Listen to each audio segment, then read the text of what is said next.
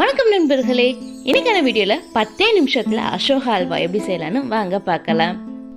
தேவையான பொருட்கள்: பாசிப்பருப்பு, கோதுமை மாவு, ஜீனி, நெய், முந்திரி. இப்போ ஒரு குக்கர்ல 1 கப் பாசிப்பருப்பை நல்லா வாஷ் பண்ணி அது கூட சேர்த்துடலாம். 1 கப் பாசிப்பருப்புக்கு 4 கப் தண்ணி சேர்த்துக்கலாம். இப்போ அதை ஒரு மூடி போட்டு ஒரு 3 விசில் வச்சிடலாம். எங்கள் குக்கரில் நாங்கள் 3 விசில் வச்சுருந்தோம். அவங்க குக்கரை பொறுத்து விசில் வச்சுக்கலாம்.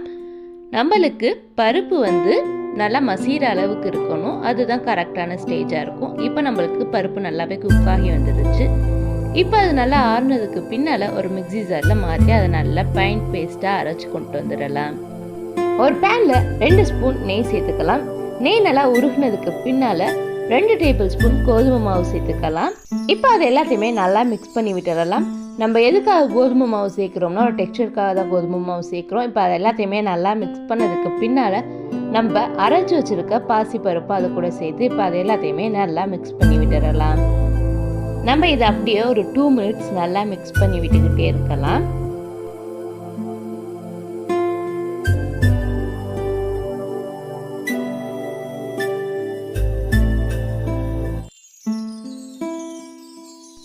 இப்போ இது கூட 1 கப் ஜீனி சேர்த்துக்கலாம். நம்ம ஜீனி சேர்க்கும் போது லைட்டாக தண்ணி பிரிஞ்சு வரும். அதுக்கப்புறம் அதுவே கெட்டி ஆகிக்கும். அது எல்லாத்தையுமே நல்லா மிக்ஸ் பண்ணி விட்டுறலாம். இப்போ இது கூட கொஞ்சம் கொஞ்சமாக நெய் சேர்த்து இப்போ அது எல்லாத்தையுமே நல்லா மிக்ஸ் பண்ணி விட்டுக்கலாம். ஃபர்ஸ்ட் 1 ஸ்பூன் நெய் சேர்த்துட்டு இப்போ அது எல்லாத்தையும் நல்லா மிக்ஸ் பண்ணி விட்டுறலாம். அதே மாதிரி ஒரு 2 மினிட்ஸ் கழிச்சு மறுபடியும் கொஞ்சமாக நெய் சேர்த்து இப்போ அது எல்லாத்தையுமே நல்லா மிக்ஸ் பண்ணி விட்டுறலாம்.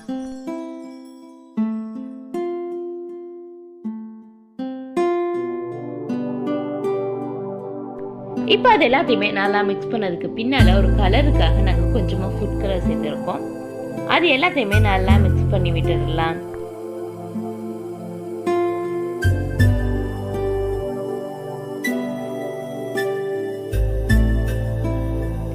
எல்லாத்தையும் நல்லா மிக்ஸ் பண்ணதுக்கு பின்னால் 2 டேபிள் ஸ்பூன் முந்திரி பருப்பு அது கூட சேர்த்து இப்போ அது எல்லாத்தையுமே நல்லா மிக்ஸ் பண்ணி விட்டுடலாம்.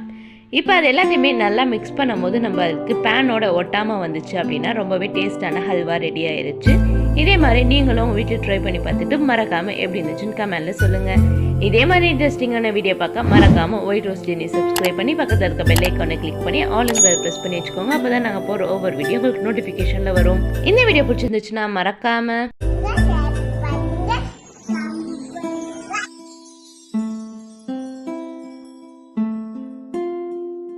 பரட்டா